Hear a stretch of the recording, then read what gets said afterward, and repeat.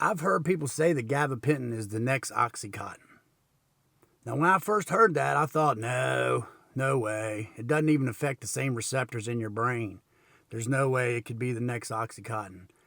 But I don't think it was meant in that form. I think it was meant in the form of it is very addictive and it is going to be spread all over the place and people are going to love it. The same way we did Oxycontin. The same way when Oxycontin hit, we thought we found something glorious and it ended up destroying a lot of lives and killing a lot of people.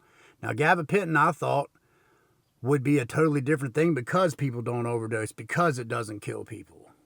But the depression and the constant up and down of that roller coaster of gabapentin, I believe, can end up making people take their own lives. So if you don't know who I am, my name is Jamie. I have been clean for about 4 years. I have been an addict all my life. I have been off of gabapentin for about 2 years now. I actually started this channel on gabapentin. I don't know why I thought that was a good idea, but gabapentin made me feel like I was more creative. It made me feel like I could focus better until I did it for a period of time, till I started to understand the roller coaster. And if you understand the roller coaster at this point, man, then that's why you're here. You can feel so great on it. You can feel like everything is awesome, even when a lot of shit's falling down around you. And then you can also feel like everything is awful when everything around you is great. And I think that those two extremes are hard to deal with. So 2 different parts of this story I want to tell you is, number 1, about me quitting. Number 2, about how my buddy quit. And he was on twice as much as me. So I was taking about 2,400 milligrams a day. He was taking about 6,400 milligrams a day. Now, these doses just seem crazy, right? Because, it is crazy because that's how it gets. No matter what you do, one pill's never going to satisfy you the same way in 30 days as it did the first day. And I don't care what a doctor tells you. You're going to stay on that same 300, 400, whatever it is. The same pill's not going to do the same for you if you have the addictive natures that an addict has, which I do. I thought it was going to be cool. I thought, hey, I can control this, no big deal. Until I was sitting around with my head in my hands, wondering what in the hell was going on around me. Because during the day, I'd feel like, oh man, I'm doing this and I'm doing that and I'm getting something done. While I was high, I'd be, setting goals and getting things done. And then when the pill wore off, I'd be sitting around thinking that everything I had just done was absolutely useless. That none of it was going to work. That all the hope and everything that I had when I was high was just totally burned out when I wasn't. And then I'd pop another pill. And sometimes it would straighten me out and sometimes it wouldn't. We both noticed that we needed to quit once it became that roller coaster and we started going to the gym. We started talking about it every day. This is the problems that's causing me. This is how I'm starting to feel. I don't like this. And one thing we could both really agree on was that not having it, or the thought of not having it, scared the shit out of us. So if that makes sense to you, stick around. It scares you because it controls that part of your brain. For me, I think it's kind of like your happy part. I think it's this little part of you that makes you happy. It makes you feel good. It doesn't numb you like a Xanax or a Valium or one of them things and just, it makes you feel happy. And it makes you feel like you can go out and do shit and you want to be around people and you want to talk and your brain's working really fast. But when it's gone, you don't drop back down to normal. You don't drop back down to how you were thinking before you started it. You go way down below. Just as far up as you go, I feel like that's how far it takes you below baseline when you're not on it. That's the problem. Because that's the hole we try to fill with more pills. So once we started talking about getting off of it, we started taking actions. Now with 6,400 milligrams, he decided to taper, which was a great idea because he was having a lot of difficulty where he would be laying around for days at a time in bed, not answering the phone, not feeding the dogs or whatever, like just so sad and so depressed he couldn't even move. For me, it was a little different. Okay, so we started tapering him and he was knocking off 300 a week or whatever it was, 200 a week until he would level off and feel okay. Then we'd knock a little bit more out. Now, what you have to understand about tapering too is that there will be some uncomfortability. You will be uncomfortable, okay? So there's two different parts to this. Number one is tapering takes you one way, and then the way I did it takes you another way. So for him, it was tapering, okay? I compare this to getting in a boxing ring and you know there's going to be 10 rounds and you know there's going to be 50 punches to the face every round, right? So you got 10 rounds, you got 50 punches, that's 500 punches you're going to take over a period of time. For me, I got into a big argument with this cat, and it was all this tattoo this and this tattoo that, and just like I dealt with it totally wrong, and it affected me in a way that hurt me for a couple days. Like it was just like this hole in my gut right here that this dude had taken out, and it wasn't nothing to do with him. It had nothing to do with him or the situation, because 100 times I've dealt with that same situation before and been perfect. This time I was in one of these low places where I was stressed to freak out like this, and when I had to deal with him, I was just like, rah! And I knew I was wrong. So I had learned how to compartmentalize how I felt on gabapentin based on the gabapentin. Like sometimes I would get really sad, and I started to learn that the only reason I was sad was because of the pill. Okay? That's the only reason I'm sad right now, is because I am on that low. And of course, our body wants to avoid pain and seek pleasure. So as soon as we feel that pain, we seek that pleasure. So that would send me right back to the pill. Boom, circle. Feel bad, want to feel good, back down, up and down, circle, roller coaster, however you want to explain it. So I flipped out, felt bad 2 or 3 days, sat around, my hands in my lap, and I'm just like, oh man, what have I done? Why is this? Why is that?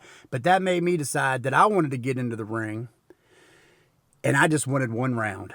I was going to take 500 blows. I know there's 50 around. I don't care. Give me all 500. I want it in one round. Let me take my licks. Let me get the fuck out of here and be done with this. I don't want to do 10 rounds. So that's what I did. I quit. I think I took a 600 one day, with the 12-hour period. I think I waited like 18 hours, and then I took one 300, and that was it. I got rid of all my pills, and I quit. And it sucked.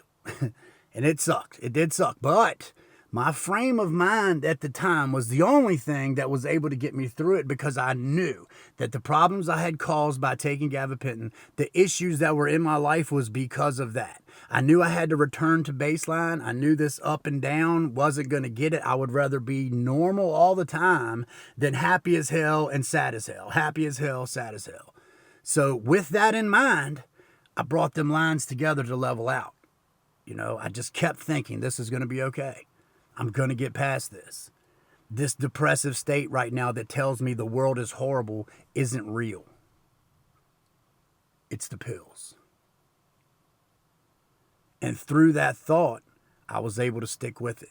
Through that thought, I was able to set a goal and clearly obtain it, regardless of that hole that was in my chest. It made me feel like I needed to go back and take another one to feel better. It's a circle. Gabapentin's a hard one, man. When I wanted to come off of gabapentin, I remember looking through YouTube and trying to find videos. And there's doctors and things that can explain it, that help, because if you are a rational person in those forms and you work things out in your mind the way I do, this is how this works, this is how this vehicle does this is how this tool does that, then the doctors can help you to understand how it works on your brain. But I couldn't really find anyone that could explain it to me from an addict standpoint. So that's why I wanted to put this video together. So if any of this resonates with you, if that up and down, if the roller coaster ride, if that hopelessness versus that everything's okay, if that is something that's affecting you, and that's why you're searching for videos on quitting gabapentin or information on gabapentin or anything like that, you're going in the right direction. You're going in the right direction, because when we quit, it wasn't, over one night. It wasn't even, the planning took more than one night, okay? So just planning to quit was something we had to think about for a little bit. And then, like I say, he had to go through it for like 7 months, 6 or 7 months, probably 8 or 9 from the time we talked about it to the time he was actually off. And I think one of the things that made me make this video as well was I remember him telling me that the reason he was able to get off of it was because he watched me get off of it. Because I let him know through my actions of actually getting off of it that it was possible. And I think that's powerful. I think that's powerful because today he is doing better. Today I am doing better. Tomorrow you could be doing better. You have to start working on this shit. You have to start thinking about it. You can't avoid it. It's going to be painful. It's going to take effort. As addicts, we always look for that one thing that fixes us, baby. That one thing. I don't care if you're smoking it, injecting it. I don't care if you're eating it, drinking it, whatever. You know that when you get it, you take it, you feel the way you want to feel. That's what we're used to. I want to be up, I'm up. I want to feel down, I'm down. Because these things make me feel that way. That's not life, bro. That's not how life works. And getting off of that shit, it's not an instant. There's no pill you can take to get you off. There's no video you can watch to get you off. There's no one person that can tell you all the secrets. No, there's not. You have to figure that shit out for yourself in your head. Relapse is a part of recovery. Just like smashing your finger is a part of carpentry. You don't want to smash your finger, but you got to drive that nail. You don't want to relapse, but you got to learn, man. You got to learn how this works. And I think one of the best ways that people learn is through making mistakes. I am here sharing my mistakes with you. I was never a person that could learn from other people's mistakes. You tell me it was hot, I'm going to get burnt because I'm going to touch that bitch. That's just me. I'm still stubborn and hard-headed like that to this day. I hope this video helps with something. I hope it helps you to understand a little bit more about what it is that you're going through. I hope you can learn to either compartmentalize those ups and downs so that you understand what you're feeling, when you're feeling it, and it never makes you... I hope it never brings you to the lowest point in your life and you really feel like it's hopeless and you do something to hurt yourself or end your life because of this medication that you don't understand. That's my goal.